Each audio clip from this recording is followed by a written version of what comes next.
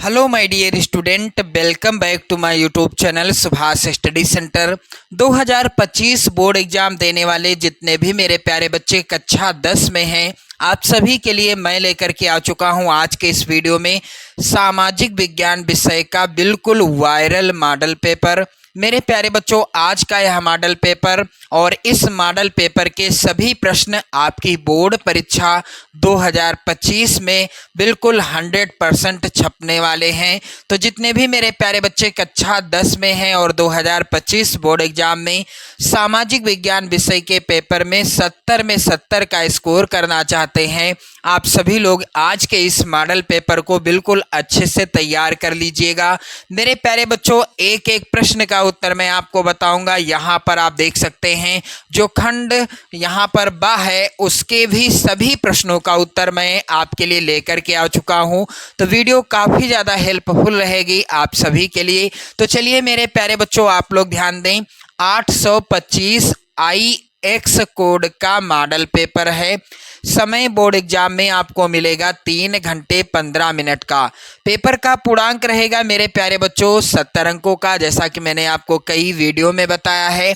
Note के अंतर्गत आप ध्यान दें, 15 मिनट आपको मिलेंगे प्रश्न पत्र पढ़ने के लिए और कुछ सामान्य निर्देश हैं जिनका पालन करना अनिवार्य है। जैसे कि पहला है निर्देश मेरे प्यारे बच्चों, सभी प्रश्न करना अनिवार्य है, एक भी प्रश्न नहीं छोड़ना है, सभी प्रश्नों को करना है। खंड आ में 1 अंक के 20 बहुविकल्पी प्रश्न हैं जिनके उत्तर आपको OMR उत्तर पत्रक पर देने हैं। खंड आ के प्रत्येक प्रश्न का निर्देश पढ़कर केवल प्रदत्त OMR उत्तर पत्रक पर ही उत्तर दें। OMR उत्तर पत्रक पर एक बार उत्तर देने के पश्चात उसको आप ना तो काट सकते हैं, ना इरेजर से साफ कर सकते हैं और ना ही आपको व्हाइटनर का प्रयोग करना है। मेरे प्यारे बच्चों, प्रश्न के अंक उसके सम्मुख अंकित हैं। अगला निर्देश है खंड बा जो होगा 50 अंकों का होगा, जिसमें वर्णनात्मक प्रश्न है और इस खंड में वर्णनात्मक फर्स्ट टाइप के और वर्णनात्मक सेकंड टाइप के 2 प्रकार के और मानचित्र से भी संबंधित 2 प्रश्न हैं। मेरे प्यारे बच्चों, खंड बा में सभी प्रश्नों के उत्तर एक साथ ही आपको करना होगा। प्रथम प्रश्न से आरंभ कीजिएगा तथा अंतिम प्रश्न तक करते जाइएगा। जिस प्रश्न का उत्तर आपको नहीं पता है उस पर आपको समय बिल्कुल भी नष्ट नहीं करना है, और जिस प्रश्न का उत्तर नहीं पता है आप ये भी मत करें कि आपने कॉपी पर उसके लिए पेज छोड़ दिया, यानी आप लिख रहे हैं और उसके लिए पेज छोड़ दें। ऐसी गलती आपको बिल्कुल नहीं करनी है। मेरे प्यारे बच्चों, आपको जो मानचित्र मिलेंगे उसको आप अपनी उत्तर पुस्तिका में बहुत ही मजबूती के साथ बांध देना है। तो चलिए पार्ट ए यानी खंड आ के बहुविकल्पी प्रश्नों को, इन सभी प्रश्नों को आप लोग तैयार कर लें। 2025 बोर्ड एग्जाम में यही प्रश्न छपने वाले हैं। मेरे प्यारे बच्चों, यहाँ पर पहला प्रश्न है, ऑटो वान बिस्मार्क का संबंध किस देश से था? यहाँ पर राइट आंसर क्या होगा? ऑटो वान बिस्मार्क को जर्मनी के एकीकरण का जनक कहा जाता है। ऑटो वान बिस्मार्क को जर्मनी के एकीकरण का जनक कहा जाता है। यहाँ पर बी वाला ऑप्शन सही होगा। चलिए अगला प्रश्न है मेरे प्यारे बच्चों, महात्मा गांधी दक्षिण अफ्रीका से वापस कब लौटे? यही प्रश्न इस तरीके से भी आ सकता है कि महात्मा गांधी दक्षिण अफ्रीका से भारत वापस कब लौटे? तो उत्तर क्या होगा? सन 1800। यहाँ पर आप सभी लोग ध्यान दीजिएगा, सन 1800 नहीं होगा मेरे प्यारे बच्चों, इसका राइट आंसर क्या होगा? सन 1915 ईस्वी में। यहाँ पर सी वाला ऑप्शन सही हो जाएगा। चलिए आगे बढ़ते हैं। अगला प्रश्न है मेरे प्यारे बच्चों, वर्तमान समय में कितने राज्य हैं? यानी वर्तमान भारत में वर्तमान भारत में कितने राज्य हैं? आप लोग ध्यान दें कि वर्तमान में भारत में कितने राज्य हैं। यहाँ पर इस तरह से होना चाहिए था प्रश्न, थोड़ा सा मिसप्रिंट है। चलिए मैं आपको बता रहा हूँ क्लियर। वर्तमान समय में भारत में कितने राज्य हैं? तो यहाँ पर बी वाला ऑप्शन सही होगा, 28 राज्य हैं। अगला प्रश्न है मेरे प्यारे बच्चों, फ्रांस में गणतंत्र की घोषणा किस वर्ष हुई? तो फ्रांस में गणतंत्र की घोषणा हुई थी सन 1848 ईस्वी में। यहाँ पर सी वाला ऑप्शन सही हो जाएगा। आपको एक चीज और ध्यान में रखनी है कि 1789 ईस्वी में फ्रांस की क्रांति हुई थी। कब? 1789 ईस्वी में फ्रांस की क्रांति हुई थी और 1848 ईस्वी में फ्रांस में गणतंत्र की घोषणा हुई थी। यहाँ पर अगला प्रश्न है मेरे प्यारे बच्चों, यूरोपीय देशों ने मानचित्र पर लकीरें खींचकर किस महाद्वीप का आपस में बंटवारा कर लिया? यूरोपीय देशों ने मानचित्र पर लकीरें खींचकर किस महाद्वीप का आपस में बंटवारा कर लिया? तो यहाँ पर मेरे प्यारे बच्चों राइट आंसर क्या होगा? मेरे प्यारे बच्चों इस प्रश्न के विकल्प हैं यहाँ पर, पहला अफ्रीका, दूसरा विकल्प है अमेरिका, तीसरा विकल्प है ऑस्ट्रेलिया और चौथा विकल्प है एशिया। तो यूरोपीय देशों ने मानचित्र पर लकीरें खींचकर किस महाद्वीप का आपस में बंटवारा कर लिया? इसका आंसर आप लोग कमेंट करके बताइएगा। चलिए अगला प्रश्न है मेरे प्यारे बच्चों, भारतीय राष्ट्रीय कांग्रेस की स्थापना हुई थी तो सन 1885 ईस्वी में भारतीय राष्ट्रीय कांग्रेस की स्थापना हुई थी। मेरे प्यारे बच्चों यहाँ पर प्रश्न संख्या 7 है, निम्नलिखित में से किस राज्य में काली मिट्टी पाई जाती है? तो यहाँ पर राइट आंसर क्या होगा? दिए गए विकल्पों में से किस राज्य में काली मिट्टी पाई जाती है? इसका राइट आंसर होगा मेरे प्यारे बच्चों यहाँ पर क्या हो जाएगा? दिए गए विकल्पों में से राइट आंसर किस राज्य में काली मिट्टी पाई जाती है? गुजरात राज्य। यहाँ पर ए वाला ऑप्शन सही होगा। चलिए आगे बढ़ते हैं और अगला प्रश्न है मेरे प्यारे बच्चों, इनमें से कौन सी रबी की फसल है? तो यहाँ पर ए वाला ऑप्शन सही होगा, चना। प्रश्न अगला है, वैश्वीकरण को संभव बनाने वाले कारक कौन कौन से हैं? तो वैश्वीकरण को संभव बनाने वाले कारक हैं परिवहन प्रौद्योगिकी, सूचना एवं सूचना प्रौद्योगिकी। यहाँ पर राइट आंसर होगा ये सभी। चलिए अगला प्रश्न है, निम्नलिखित में से कौन सा गैर परंपरागत ऊर्जा स्रोत है? तो इनमें से कौन सा है जो ऊर्जा का गैर परंपरागत स्रोत है? यहाँ पर राइट आंसर हो जाएगा मेरे प्यारे बच्चों सौर ऊर्जा। ऊर्जा के गैर परंपरागत स्रोत या साधन वे साधन होते हैं जिनका एक बार हम प्रयोग करते हैं और उनका हम पुनः प्रयोग कर सकते हैं नवीकरण करके। तो यहाँ पर सौर ऊर्जा हो जाएगा राइट आंसर। चलिए अगला प्रश्न है, बहुराष्ट्रीय कंपनियों द्वारा किए गए निवेश को क्या कहते हैं? उन्हें कहते हैं विदेशी निवेश। यहाँ पर सी वाला ऑप्शन सही होगा। प्रश्न संख्या 12 है मेरे प्यारे बच्चों, आप लोग ध्यान दें, निम्नलिखित में से उत्पादन का साधन क्या है? यदि हमें उत्पादन करना है तो साधन क्या है? इनमें से राइट आंसर हो जाएगा मेरे प्यारे बच्चों यहाँ पर राइट आंसर होगा पूंजी, जो कि मिसप्रिंट है। पूंजी है जो कि उत्पादन का साधन है, यानी हमारे पास जब धन होगा तभी हम उत्पादन कर पाएंगे। प्रश्न अगला है, भारत में मताधिकार की आयु क्या है? यानी भारत में वोट डालने का अधिकार कब मिल जाता है? तो मेरे प्यारे बच्चों यहाँ पर सी वाला ऑप्शन सही होगा, 18 वर्ष के बाद। यदि कोई युवक या युवती जब 18 वर्ष की पूर्ण हो जाती है या जाते हैं तो उन्हें वोट डालने का अधिकार प्राप्त हो जाता है, यानी मताधिकार का प्राप्त हो जाता है, यानी मत देने का अधिकार प्राप्त हो जाता है। चलिए आगे बढ़ते हैं और अगला प्रश्न है यहाँ पर, विभिन्न स्तरों पर सत्ता का बंटवारा क्या कहलाता है? तो मेरे प्यारे बच्चों यहाँ पर राइट आंसर क्या होगा? विभिन्न स्तरों पर सत्ता का जब बंटवारा होता है तो इसे कहते हैं, राइट आंसर होगा मेरे प्यारे बच्चों संघीय सरकार। बी वाला ऑप्शन सही होगा। चलिए आगे बढ़ते हैं और अगला प्रश्न मोस्ट इम्पोर्टेंट है आपकी बोर्ड परीक्षा 2025 के लिए। प्रश्न है मेरे प्यारे बच्चों, हेमेटाइट का संबंध किस खनिज से है? तो हेमेटाइट का संबंध है मेरे प्यारे बच्चों बी वाला ऑप्शन सही होगा, लौह अयस्क से। अगला प्रश्न है, निम्न पड़ोसी देशों में से मानव विकास के लिहाज से किस देश की स्थिति भारत से बेहतर है? तो यहाँ पर राइट आंसर ए वाला ऑप्शन होगा, श्रीलंका देश की। चलिए अगला प्रश्न है, निम्न में से किसको कृषि क्षेत्र कहते हैं? तो यहाँ पर दो विकल्प हैं और दो विकल्पों में से ही एक विकल्प सही है जिसका नाम है प्राथमिक क्षेत्रक।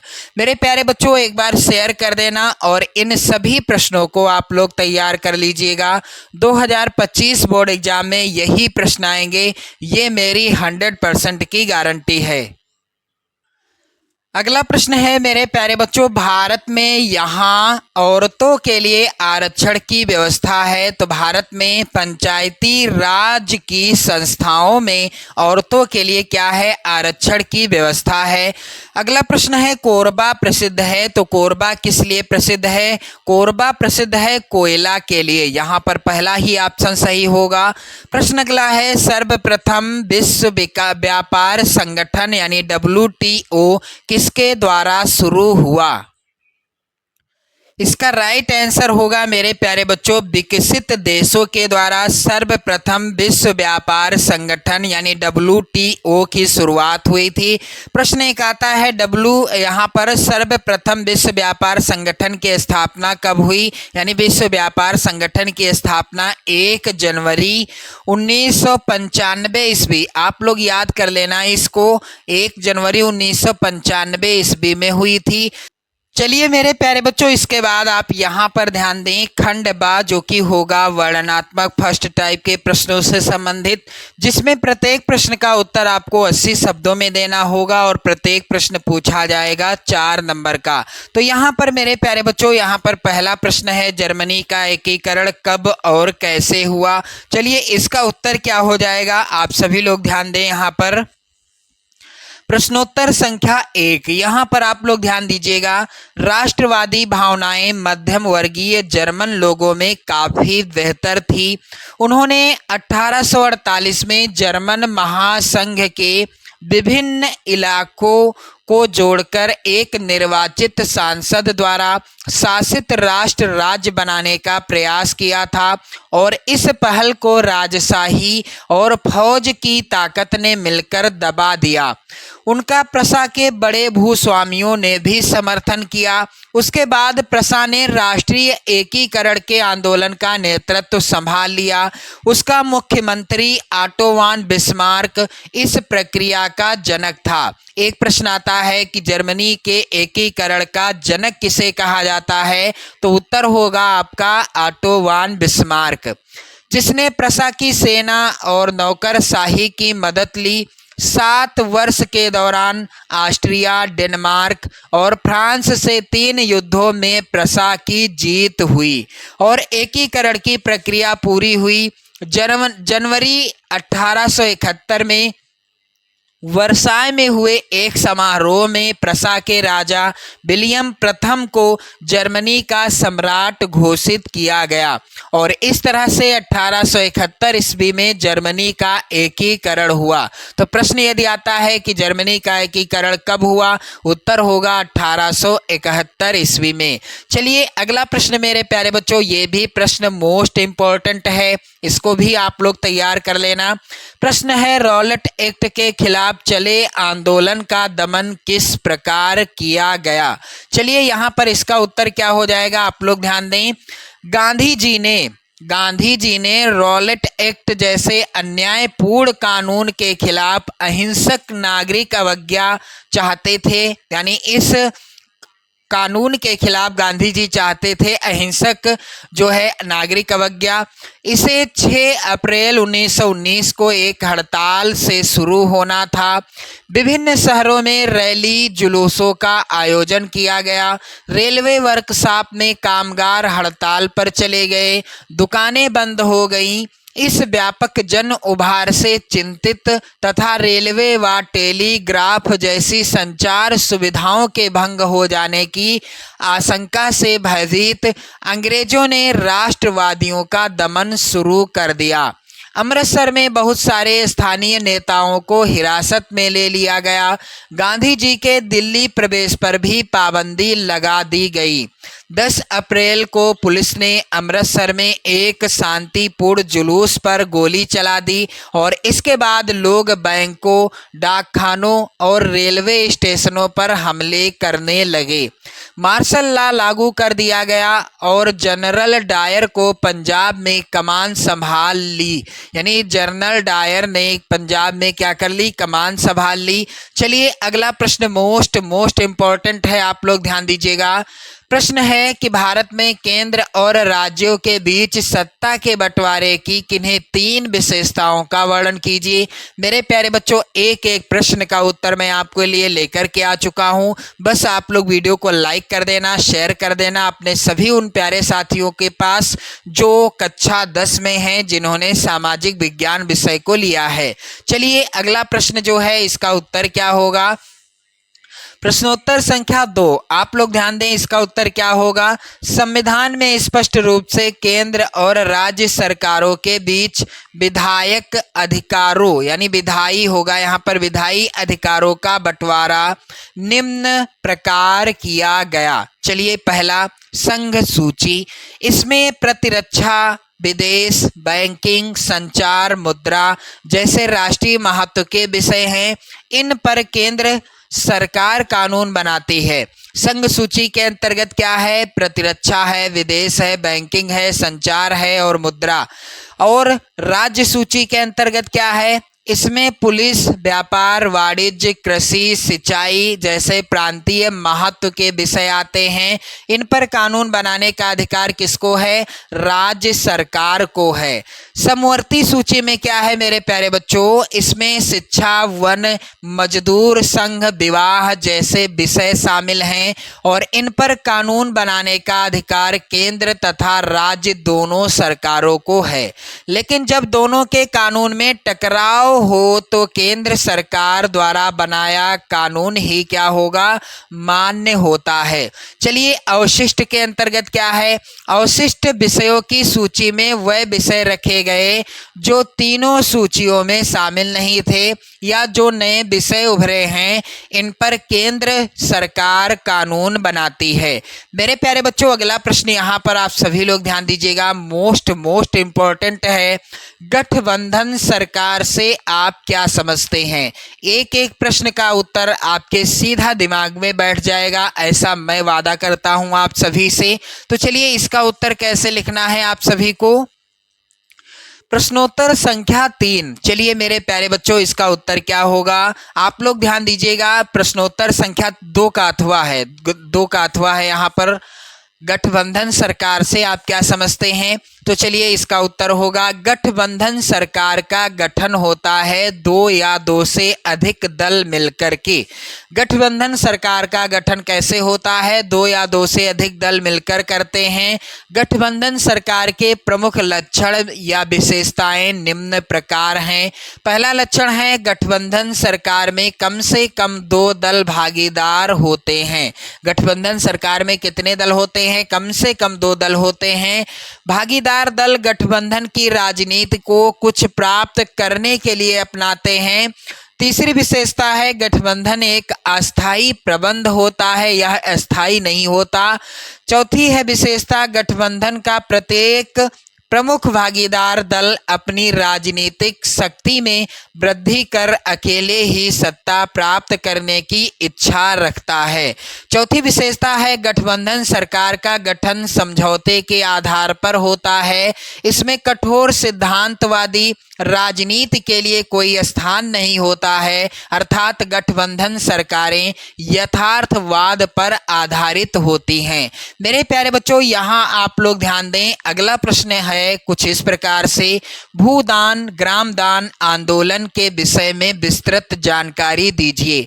मोस्ट इम्पोर्टेंट प्रश्न है और बिल्कुल आपको सीधा आपके दिमाग में बैठेगा इस प्रश्न का उत्तर। चलिए कैसे लिखना है आप सभी को। प्रश्नोत्तर संख्या मेरे प्यारे बच्चों 3 यहाँ पर, गांधी जी की ग्रामदान यानी ग्राम स्वराज की विचारधारा से प्रभावित होकर विनोबा भावे ने गांधी जी के मरणोपरांत उनके विचारों को देश में जन जन तक पहुंचाने के लिए लगभग पूरे देश की पद यात्रा की थी। इस दौरान जब वह आंध्र प्रदेश के ग्राम पोचमपल्ली पहुंचकर वहां भाषण दे रहे थे, उसी समय कुछ भूमिहीन गरीब ग्रामीणों ने उनसे अपने आर्थिक भरण पोषण के लिए कुछ भूमि मांगी। भावे जी ने उन्हें आश्वासन दिया कि यदि वह सरकारी खेती करें तो वह भारत सरकार से बात करके उनके लिए जमीन उपलब्ध करवा सकते हैं। और इसी समय श्री रामचंद्र रेड्डी नामक धनवान किसान ने अपनी 80 एकड़ भूमि 80 भूमिहीन किसानों को देने की पेशकश की। इस प्रयास को भूदान के नाम से जाना गया। इसके बाद भावे जी ने कई यात्राएं की और कुछ बड़े जमींदारों ने उनके विचारों से प्रभावित होकर अपने कई गांव भूमिहीन यानी जिनके पास जमीन नहीं थी उनको बांटने की पेशकश की, जिसे ग्राम दान के नाम से जाना गया। इस कार्य में कुछ ऐसे जमींदार भी सम्मिलित थे जिन्होंने भूमि सीमा कानून से बचने के लिए अपनी भूमि का कुछ हिस्सा दान में दे दिया। यानी कि उनके पास जमीन अधिक थी और वो कानून के खिलाफ थी, इसलिए उन लोगों ने क्या किया, अपनी भूमि का कुछ हिस्सा दान में दे दिया था। विनोबा भावे जी के द्वारा शुरू किए गए इस भूदान ग्रामदान आंदोलन को भारत में रक्तहीन क्रांति के नाम से जाना जाता है। मेरे प्यारे बच्चों, आपने देखा बिल्कुल आंसर जो है इस प्रश्न का बिल्कुल अच्छे से दिमाग में बैठ गया होगा। चलिए आगे बढ़ते हैं और अगला प्रश्न है आर्थिक क्रियाओं के 3 प्रकारों का वर्णन कीजिए। मोस्ट इंपॉर्टेंट प्रश्न है। इसका उत्तर आपको कैसे लिखना है मेरे प्यारे बच्चों, यहाँ पर प्रश्नोत्तर संख्या यहाँ पर 3 का अथवा, यहाँ पर आप लोग ध्यान दें, ये प्रश्न छूट गया, सॉरी। भारत में किसी क्षेत्र की समस्याएं लिखिए। कृषि क्षेत्र की समस्याएं क्या हैं, तो चलिए इसका उत्तर 3 का अथवा क्या होगा। कृषि की 3 समस्याएं इस प्रकार से हैं। पहली समस्या है बढ़ती जनसंख्या। तो धीरे धीरे खाद्य फसलों की कृषि का स्थान फलों, सब्जियों, तिलहनों और औद्योगिक फसलों की कृषि लेती जा रही है। इससे अनाजों और दालों के अंतर्गत निबल बोया गया क्षेत्र कम होता जा रहा है। भारत की बढ़ती जनसंख्या के साथ घटता खाद्य उत्पादन देश की भविष्य की खाद्य सुरक्षा पर प्रश्न चिन्ह लगाता है। दूसरी समस्या है भूमि के आवासन की। भूमि के आवासन इत्यादि जैसे गैर कृषि भूभाग या भू उपयोगों और कृषि की बढ़ती भूमि की प्रतिस्पर्धा के कारण बोए गए निबल क्षेत्र में भी कमी आई है। तीसरा है रासायनिक उर्वरक एवं कीटनाशक का अत्यधिक उपयोग या प्रयोग। रासायनिक उर्वरक, पीड़कनाशी और कीटनाशी जिन्होंने कमी नाटकीय परिणाम प्रस्तुत किए थे को अब मिट्टी के निम्नीकरण का दोषी माना जा रहा है। यानी इनके प्रयोग से ही आज मिट्टी का ह्रास हुआ है, यानी मिट्टी की उर्वरा शक्ति नष्ट हो गई है। चलिए अगला प्रश्न संख्या 4 है आर्थिक क्रियाओं के 3 प्रमुख प्रकारों का वर्णन कीजिए। मोस्ट इंपॉर्टेंट प्रश्न है मेरे प्यारे बच्चों। इसका उत्तर क्या होगा, प्रश्नोत्तर संख्या 4 आप लोग ध्यान दें। वे सभी क्रियाएं जिनसे मनुष्य को धन प्राप्त होता है आर्थिक क्रियाएं कहलाती हैं, जैसे खेती करना, नौकरी करना आदि। जिनसे धन प्राप्त होता है वह सभी क्रियाएं क्या कहलाती हैं, आर्थिक क्रियाएं कहलाती हैं। आर्थिक क्रियाएं 3 प्रकार की होती हैं। पहले नंबर पर है प्राथमिक आर्थिक क्रियाएं। इसके अंतर्गत प्रकृति के सहयोग से जो आर्थिक क्रियाएं की जाती हैं उन्हें प्राथमिक आर्थिक क्रियाएं कहते हैं, जैसे खनन कार्य, कृषि कार्य तथा मत्स्य पालन। ये कैसी क्रियाएं हैं, आर्थिक क्रियाएं हैं। कैसी, प्राथमिक आर्थिक क्रियाएं। दूसरे नंबर पर हैं द्वितीयक आर्थिक क्रियाएं। तो वह क्रियाएं जो प्राकृतिक उत्पादों की सहायता से विभिन्न वस्तुओं का निर्माण करती हैं उन्हें द्वितीयक आर्थिक क्रियाएं कहते हैं, जैसे कि कपास से कपड़े बनाना, लकड़ी से कागज बनाना आदि। तीसरे प्रकार की आर्थिक क्रियाएं हैं इस प्रकार से, यानी तृतीयक आर्थिक क्रियाएं वह क्रियाएं जो किसी वस्तु का उत्पादन नहीं करती बल्कि प्राथमिक व द्वितीयक आर्थिक क्रियाओं के विकास में सहायता करती हैं, उन्हें तृतीयक आर्थिक क्रियाएं कहते हैं। जैसे कि परिवहन के साधन, बैंक तथा बीमा कंपनियां आदि। चलिए आगे बढ़ते हैं और अगला प्रश्न है मेरे प्यारे बच्चों, आप लोग ध्यान दें। प्रश्न संख्या 4 का अथवा जो कि मोस्ट इंपॉर्टेंट है बोर्ड परीक्षा 2025 के लिए, कह रहा है विश्व व्यापार संगठन से आप क्या समझते हैं। तो चलिए यहाँ पर इसका उत्तर क्या होगा। विश्व व्यापार संगठन का एक अंतरराष्ट्रीय संगठन है जो देशों के मध्य व्यापार के नियमों को विनियमित करता है। इसका मुख्यालय स्विट्जरलैंड के जिनेवा में स्थित है। विश्व व्यापार संगठन का मुख्यालय कहाँ है? स्विट्जरलैंड के जिनेवा में। आगे बढ़े हैं आप लोग, आगे उत्तर क्या होगा। 1995 में स्थापित संगठन के प्रमुख उद्देश्य इस प्रकार से हैं। अंतर्राष्ट्रीय व्यापार हेतु नियमों को निर्धारित करना और लागू करना, व्यापार उदारीकरण के विस्तार के लिए बातचीत और निगरानी हेतु एक मंच प्रदान करना, व्यापार विवादों का सामना यानी समाधान करना, निर्णय लेने की प्रक्रिया वो में पारदर्शिता को बढ़ाना, वैश्वीकरण आर्थिक प्रबंधन में शामिल अन्य प्रमुख अंतर्राष्ट्रीय आर्थिक संस्थानों के साथ सहयोग स्थापित करना तथा विकासशील देशों को वैश्विक प्रणाली में पूरी तरह से लाभान्वित होने में सहयोग करना।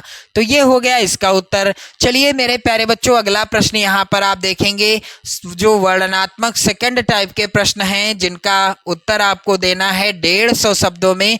प्रत्येक प्रश्न आएगा 6 नंबर का। तो चलिए यहाँ पर प्रश्न संख्या 5 है, भारत में राष्ट्रवाद के उदय के प्रमुख कारण क्या थे। चलिए इसका उत्तर क्या होगा। मोस्ट इंपॉर्टेंट प्रश्न है, आप लोग जरूर तैयार कर लेना इसका उत्तर। मेरे प्यारे बच्चों, इसका उत्तर आपको कैसे लिखना है, चलिए यहाँ पर आप लोग ध्यान दें। राष्ट्रवाद की भावना तब पनपती है जब लोग यह महसूस करने लगते हैं कि वह एक ही राष्ट्र के अंग हैं, तब वह एक दूसरे को एकता के सूत्र में बांधने वाली कोई साझा बात ढूंढ लेते हैं। सामूहिक अपनेपन की यह भावना आंशिक रूप से संयुक्त संघर्षों से पैदा हुई थी और इतिहास व साहित्य, लोक कथाएं व गीत, चित्र व प्रतीक सभी ने राष्ट्रवाद को साकार करने में अपना योगदान दिया था।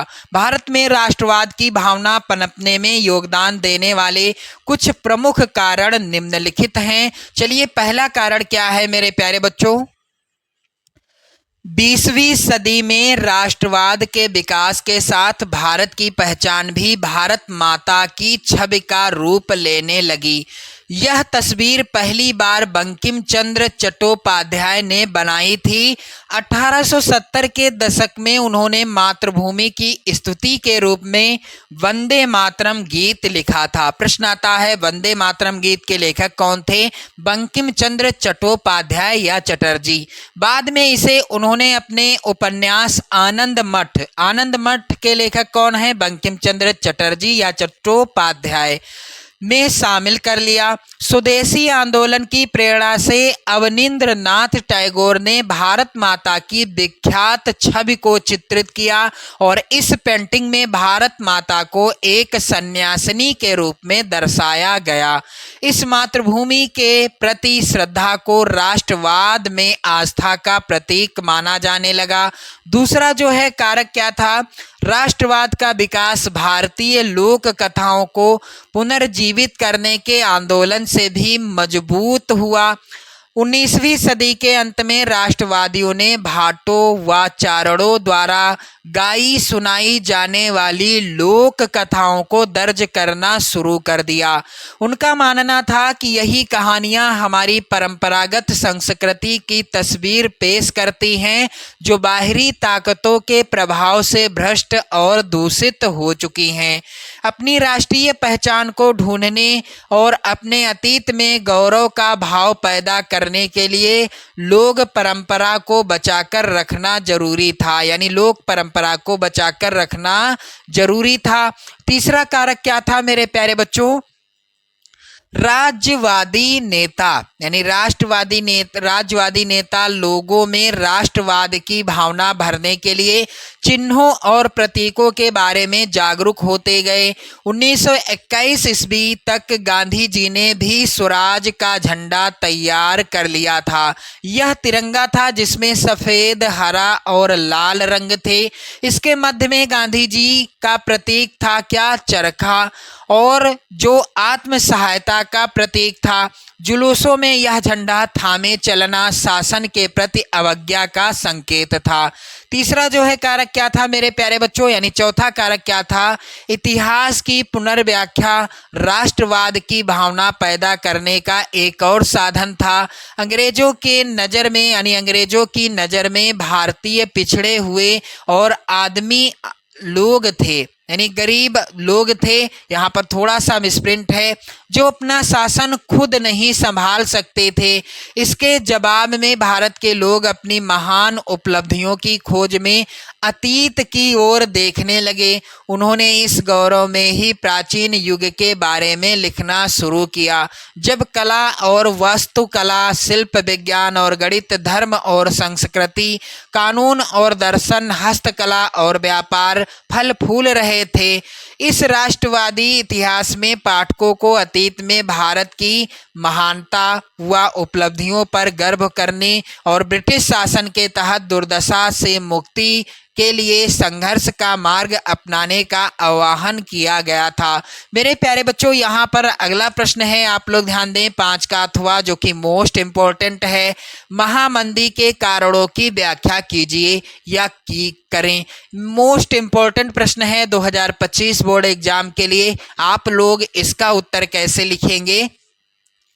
चलिए मेरे प्यारे बच्चों, यहाँ पर प्रश्नोत्तर संख्या 5 अथवा इसका उत्तर क्या होगा? 1929 ईस्वी में आर्थिक महामंदी की शुरुआत हुई। प्रश्न आता है, आर्थिक महामंदी की शुरुआत कब हुई? 1929 ईस्वी में। इस मंदी के प्रमुख कारक निम्नलिखित थे, और इस मंदी के प्रमुख कारक जो है क्या थे? निम्नलिखित थे। आप लोग ध्यान दें, मिसप्रिंट हुआ यहाँ पर। पहला था, औद्योगिक क्रांति के कारण अमेरिका तथा ब्रिटेन में बड़े पैमाने पर उत्पादन कार्य होने लगा था। 1930 तक तैयार माल का इतना बड़ा भंडार एकत्र हो गया कि उनका कोई खरीदार ना रहा। दूसरा था, कृषि क्षेत्र में अति उत्पादन के कारण कृषि उत्पादों की कीमतें गिरने लगी। किसानों ने अपनी घटती आय को बढ़ाने के लिए अधिक उत्पादन करना शुरू कर दिया, किंतु इससे कीमतें और गिरने लगी। खरीदारों के अभाव में कृषि उपज पड़ी सड़ने लगी। मेरे प्यारे बच्चों, अगला कारण था, संकट से पूर्व बहुत से देश अमेरिका से कर्ज लेकर अपनी अर्थव्यवस्था चलाते थे। 1928 के कुछ समय पहले विदेश में अमेरिका का कर्ज $1 अरब था। साल भर के भीतर यह कर्ज घटकर केवल चौथाई रह गया था। जो देश अमेरिकी कर्ज पर सबसे ज़्यादा निर्भर थे, उनके सामने गहरा संकट खड़ा हो गया। अगला कारण था, यहाँ पर यूरोप में कई बड़े बैंक धराशायी हो गए। कई देशों की मुद्रा की कीमत बुरी तरह गिर गई। अमेरिकी सरकारी इस महामंदी से अपनी अर्थव्यवस्था को बचाने के लिए आयातित पदार्थों पर दोगुना सीमा शुल्क वसूल करने लगी। अमेरिका के शेयर बाजार में शेयरों की कीमत में गिरावट आ गई और इसकी वजह से वहां लाखों व्यापारियों का दिवाला निकल गया। मेरे प्यारे बच्चों, अगला प्रश्न संख्या 6 है, भारत में संघीय व्यवस्था की प्रमुख विशेषताओं का वर्णन कीजिए। मोस्ट इम्पोर्टेंट प्रश्न है और ये सभी प्रश्न आएंगे 6 नंबर के। चलिए यहाँ पर आप लोग ध्यान दें, इसका उत्तर होगा, प्रश्नोत्तर संख्या 6 का उत्तर क्या होगा? स्वतंत्रता के बाद भारतीय संविधान ने भारत को राज्यों का संघ घोषित किया। इसमें संघ शब्द नहीं आया, पर भारतीय संघ का गठन संघीय शासन व्यवस्था के सिद्धांत पर हुआ। भारतीय संघात्मक शासन की कुछ प्रमुख विशेषताएं अग्रलिखित हैं। पहला है मेरे प्यारे बच्चों यहाँ पर दो स्तरीय शासन व्यवस्था। संविधान ने दो स्तरीय शासन व्यवस्था का प्रावधान किया था, संघ सरकार और राज्य सरकारें। बाद में पंचायतों और नगर पालिकाओं के रूप में संघीय शासन का तीसरा स्तर भी जोड़ा गया। दूसरा है शक्तियों का बंटवारा, यानी दूसरी विशेषता क्या है, शक्तियों का बंटवारा। संविधान में केंद्र और राज्य सरकारों के विधायी अधिकारों को 3 हिस्सों में बांटा गया। संघ सूची में राष्ट्रीय महत्व के विषय रखे गए जिन पर कानून बनाने का अधिकार केंद्र सरकार को दिया गया। राज्य सूची में कम महत्व के विषय थे जिन पर राज्य सरकार कानून बना सकती है, और समवर्ती सूची पर राज्य और केंद्र दोनों कानून बना सकते हैं, किंतु टकराव की स्थिति में केंद्र का कानून ही मान्य होगा। चलिए मेरे प्यारे बच्चों, अगली विशेषता है कठोर संविधान। हमारे संविधान में केंद्र व राज्य के बीच सत्ता का बंटवारा लिखित रूप से किया गया है। इसमें परिवर्तन करना आसान नहीं है। इसके लिए संसद के दोनों सदनों में 2/3 बहुमत से प्रस्ताव पास करके कम से कम आधे राज्यों की विधानसभाओं से उसे मंजूर कराया जाता है, और इस प्रकार कठोर संविधान संघात्मक शासन की प्रमुख विशेषता है। चौथी विशेषता है शक्तिशाली न्यायपालिका। मेरे प्यारे बच्चों, संघात्मक शासन में न्यायपालिका की भूमिका क्या होती है? न्यायपालिका की महत्वपूर्ण भूमिका होती है। भारत में शक्तियों के बंटवारे से संबंधित कोई विवाद होने की स्थिति में फैसला उच्च न्यायालय और सर्वोच्च न्यायालय में ही होता है। पांचवी विशेषता है मेरे प्यारे बच्चों वित्तीय स्वायत्तता। सरकार चलाने और अपनी जिम्मेदारियां निभाने के लिए केंद्र और राज्य सरकारों को कर लगाने, राजस्व उगाहने और संसाधन जमा करने का अधिकार है।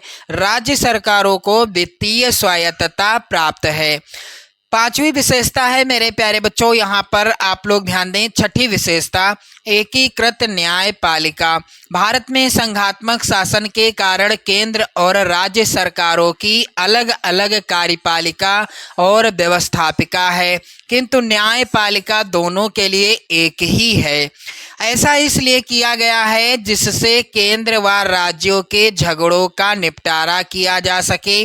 राज्यों के अपने संविधान नहीं हैं। भारतीय संघ के सारे राज्यों को बराबर अधिकार नहीं है। अगली विशेषता है राज्यों के अपने संविधान नहीं हैं। भारत के राज्यों के अपने संविधान नहीं हैं। अगली विशेषता है केंद्रीयकृत संघवाद। मेरे प्यारे बच्चों, भारतीय संघात्मक शासन अन्य देशों के शासन से भिन्न है। भारत में 2 प्रकार की सरकारें होते हुए भी केंद्र को शक्तिशाली बनाया गया है, केंद्र को अधिकार दिए गए हैं।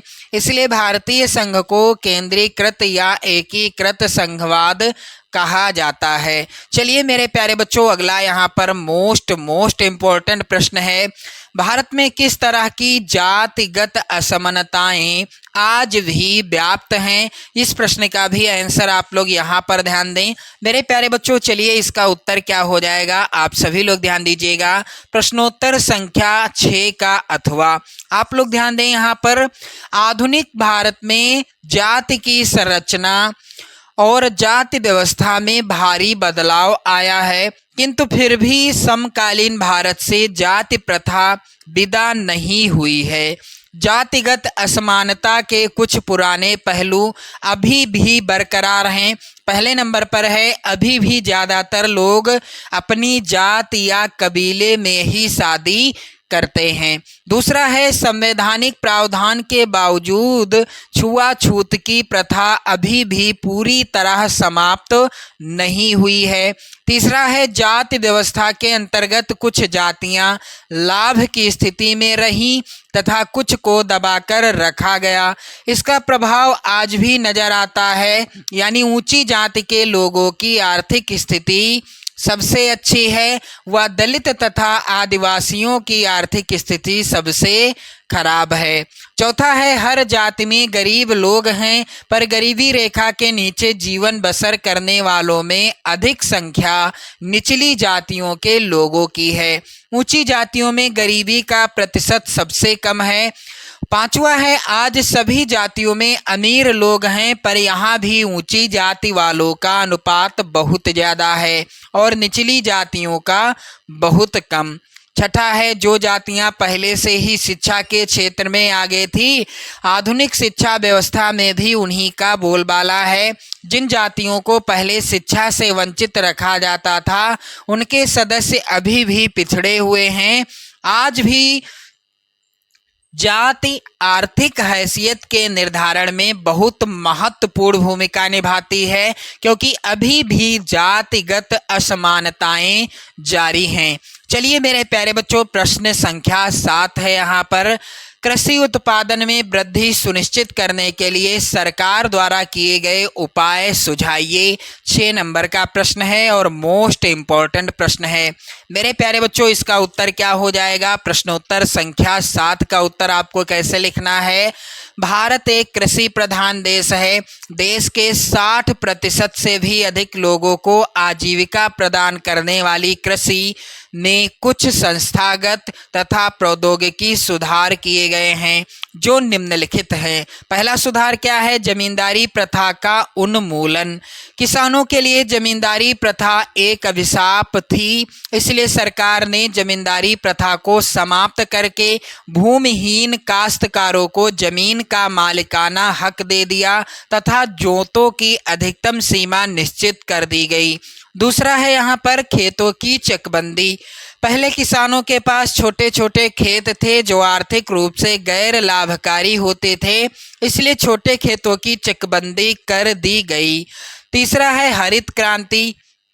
सरकार ने किसानों को अधिक उपज देने वाले बीज उपलब्ध करवाए, जिससे कृषि विशेषकर गेहूं की कृषि में क्रांतिकारी परिवर्तन आया।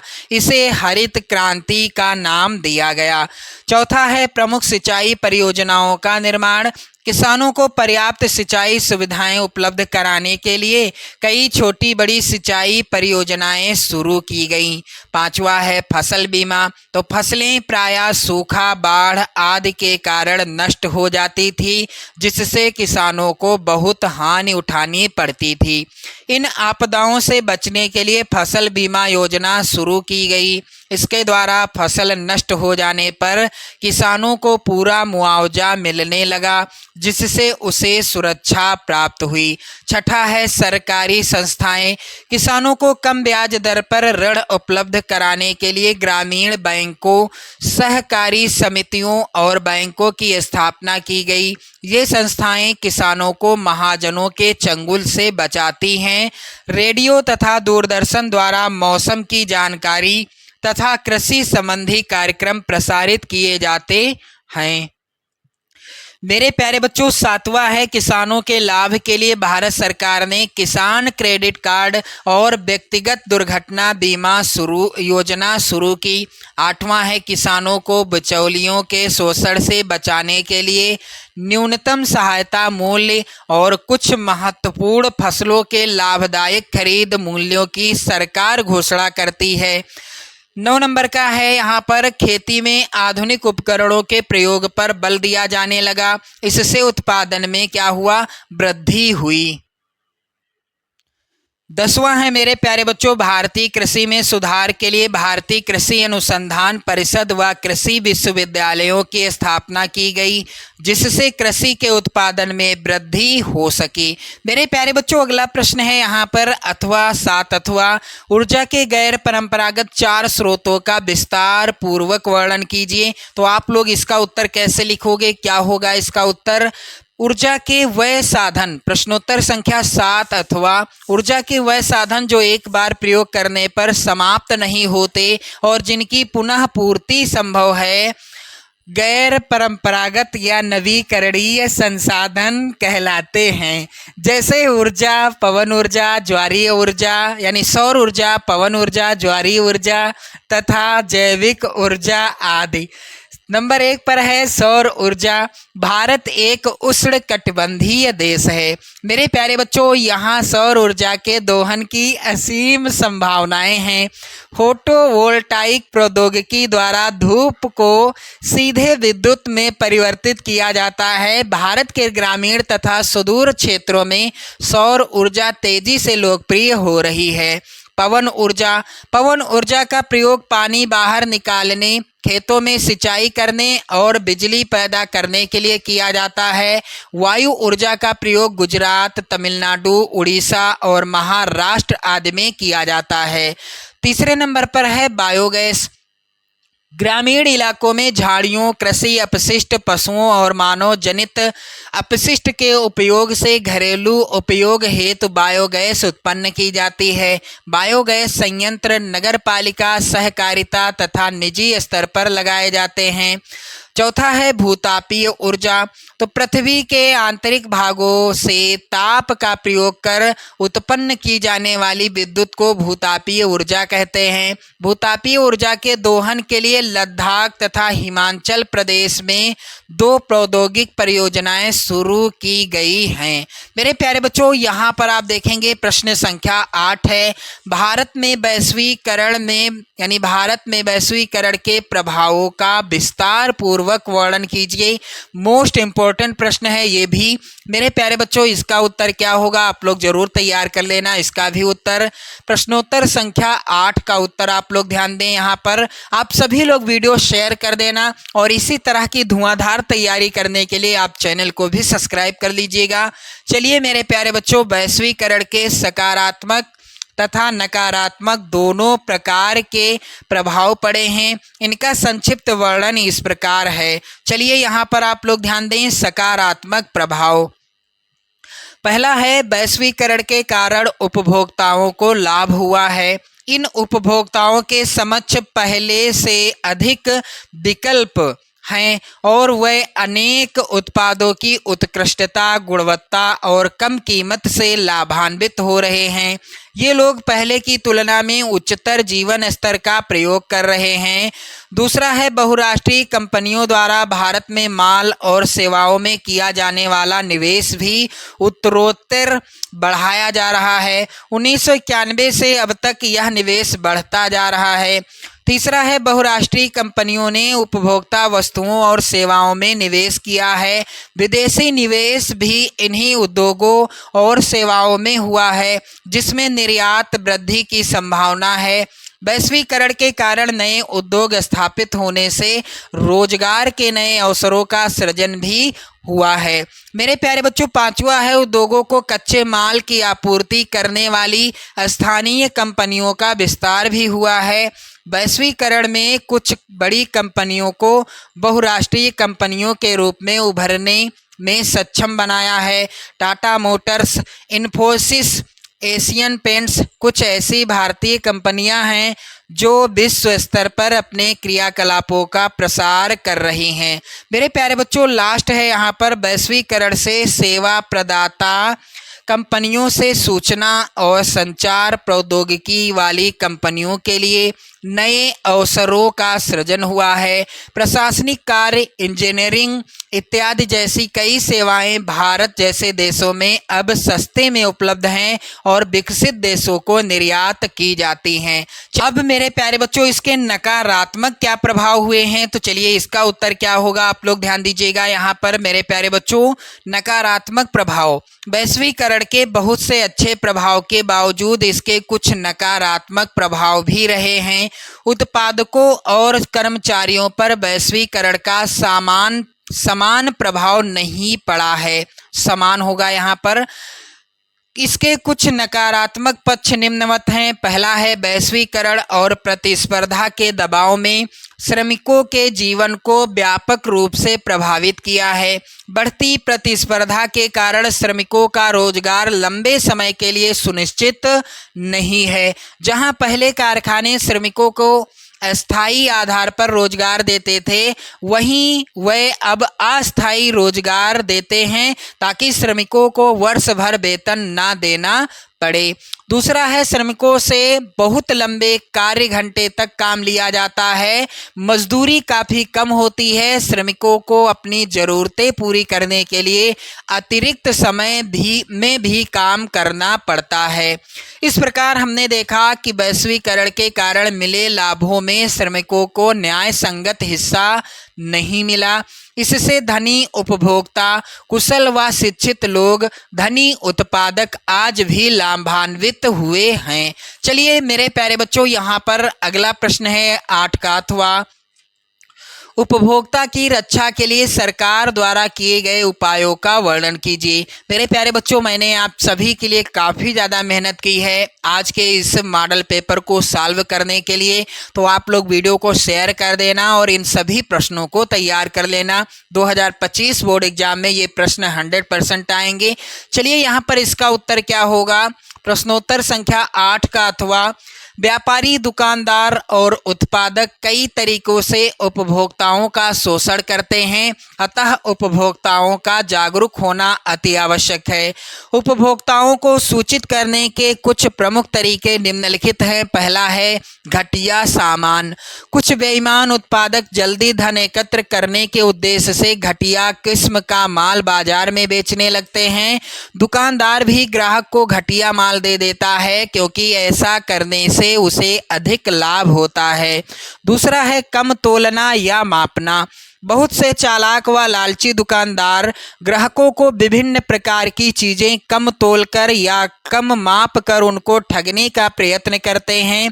तीसरा है अधिक मूल्य।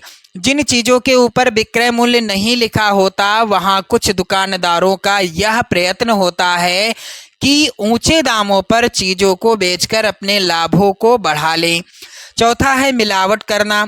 लालची उत्पादक अपने लाभ को बढ़ाने के लिए खाने पीने की चीज़ों जैसे कि घी, तेल, मक्खन, मसाले आदि में मिलावट करने से बाज नहीं आते।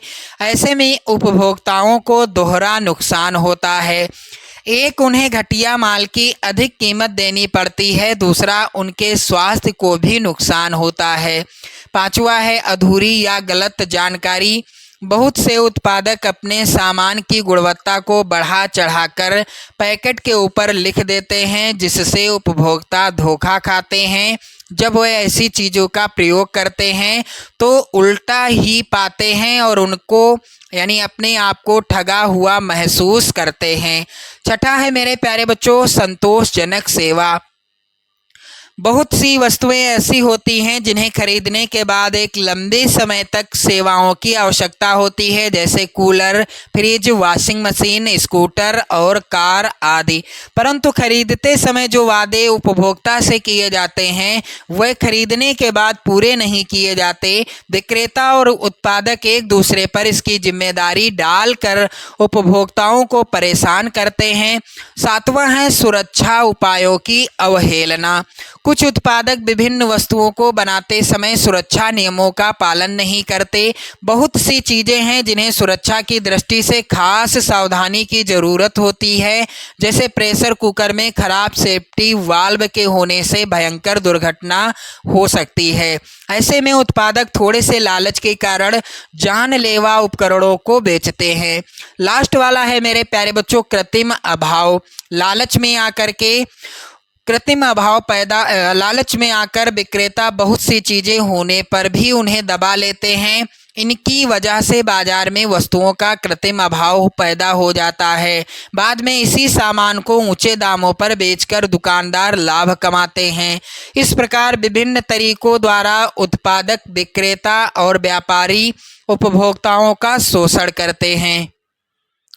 मेरे प्यारे बच्चों, अब बारी आती है यहाँ पर मानचित्र से संबंधित प्रश्नों की ओर बढ़ने की। तो इस तरह के आएंगे मानचित्र से संबंधित प्रश्न।